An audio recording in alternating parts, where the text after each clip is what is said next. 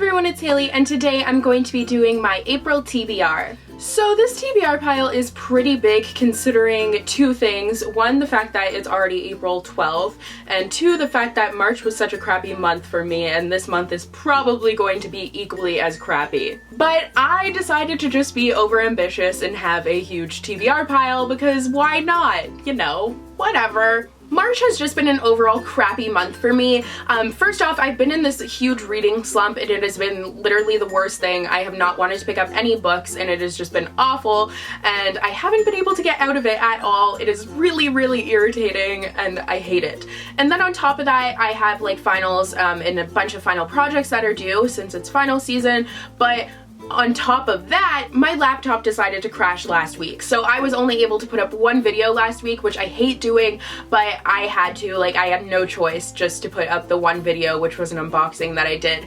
And my laptop, getting it fixed isn't just a matter of going to the Apple store, it's a matter of to go to the Apple store, I either have to leave the country and go to America, or I have to go 2 hours away to the closest Apple store in Canada. So I have to literally make a trip to go to the Apple store and do that. I can't just go. So that was this whole thing, but now I have my sister's laptop right now, thankfully, and I have my editing software on there, so I'm fine. But yeah, I'm just gonna stop ranting about these things. That's how my March was. Let's hope April will be better and get into what I want to read in April.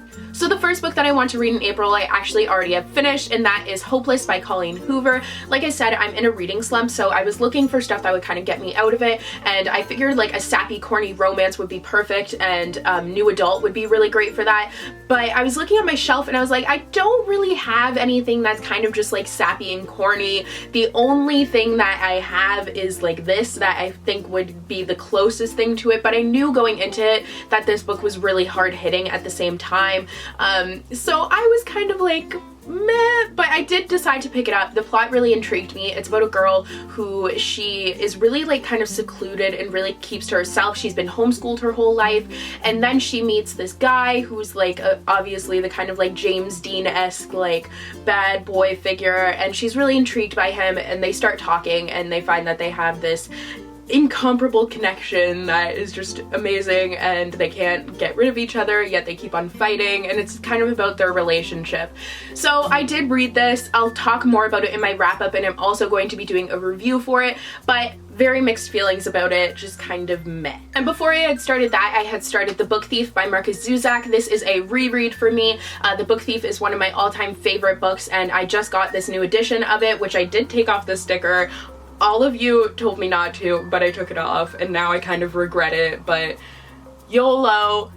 I hate myself for saying that. But anyways, this book I absolutely adore, and I wanted to reread it since it's been so long since I read it, and I wanted to do a review for it, but it's really a hard-hitting and kind of taxing read because it is so emotional. So I kind of had to put it on the back burner because I'm in a reading slump, and I feel I wasn't able to enjoy it as much because of everything else that I had to do in my life, and I just wasn't able to really invest myself in it like I wanted to. So I'm planning on picking this one up again after finals. Right now I'm on page 143, so I'm hoping I'll be able to finish it pretty quickly. It does actually go by pretty quickly for me because I do absolutely adore it. But yeah, after finals I will have a ton of time to really focus on this one, and then I will be doing a review for it. The next one that I wanted to pick up this month I'm actually probably going to be able to finish today, and that is Etiquette and Espionage by Gail Carriger. This is about a finishing school that teaches girls, it takes place in Victorian England, and it's these girls that are being taught the proper etiquette, but they're also being taught how to be spies and all of that stuff. There's some supernatural things that are going on here. It's basically kind of like a Harry Potter but for girls in Victorian England, and learning how to be kind of just badasses while they're learning to be proper Victorian ladies. It's honestly a really great book. I'm really enjoying it. I think it's tons of fun, and I really like the writing, and everything about it is really cool. So next, like I mentioned, I was looking for kind of a sappy romance, and the only other book that I think I have on my shelf that is kind of sappy and and doesn't really have that hard-hitting aspect to it is The Geography of You and Me by Jennifer E. Smith. I'm not sure if I do have anything else on my TBR pile that is kind of like just a corny romance. I've already read Anna and the French Kiss.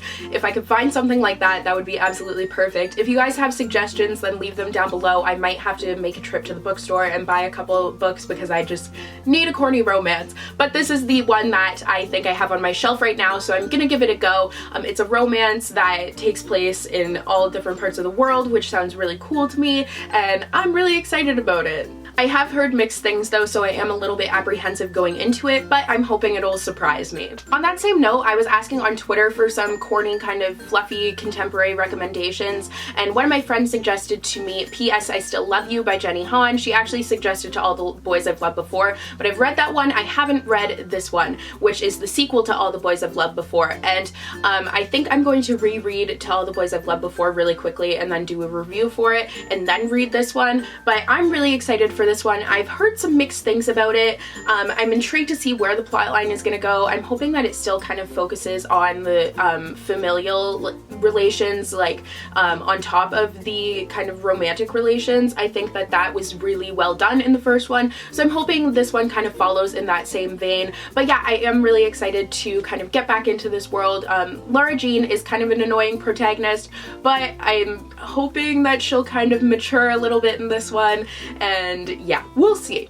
Next, I have a couple of ARCs that were sent to me from Penguin Random House, so thank you so much to Penguin for sending these to me. I did do an unboxing book haul with these in it, but I haven't read them yet. So the first one is 15 Lanes by S.J. Laidlaw. This is kind of an interesting kind of contemporary sort of deal that follows two characters. The one is a daughter of a Canadian CEO, and she comes into contact with a young girl who lives in Mumbai's red light district, so she's the daughter of a sex worker. So it seems like it's going to be really interesting seeing those two worlds kind of collide, and I'm really intrigued by this one, and I'm hoping that it will be good.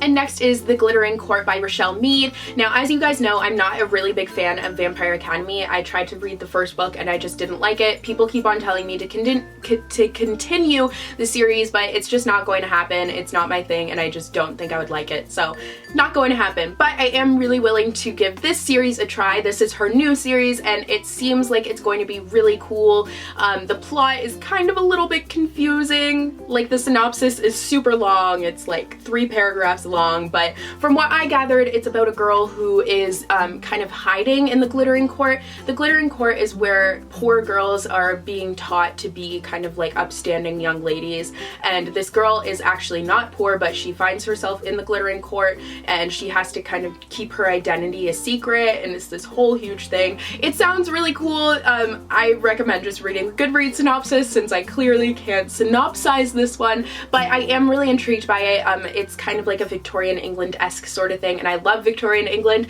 so I'm pretty pumped for this one. Then finally, I want to pick up Blue Lily, Lily Blue by Maggie Stiefvater. This is the 3rd book in the Raven Cycle Quartet, and I'm planning on reading this one this month, so I can also read The Raven King, which is the final book in this series that is coming out later this month. I'm so excited for it, and I think it's just going to be fabulous. I have so much love for this series, and I'm really, really excited to continue with it, see where it's gonna go, and yeah, I cannot wait. It's going to be fabulous. I'm so sad that it's going to be over, but like so glad that it's going to be happening, and yes. So yeah, those are all of the books that I'm planning on reading in April. Let me know what you want to read in April, if you've read any of these, your thoughts on them, and yeah, I hope you guys enjoyed, and I'll see you guys in the next video. Bye!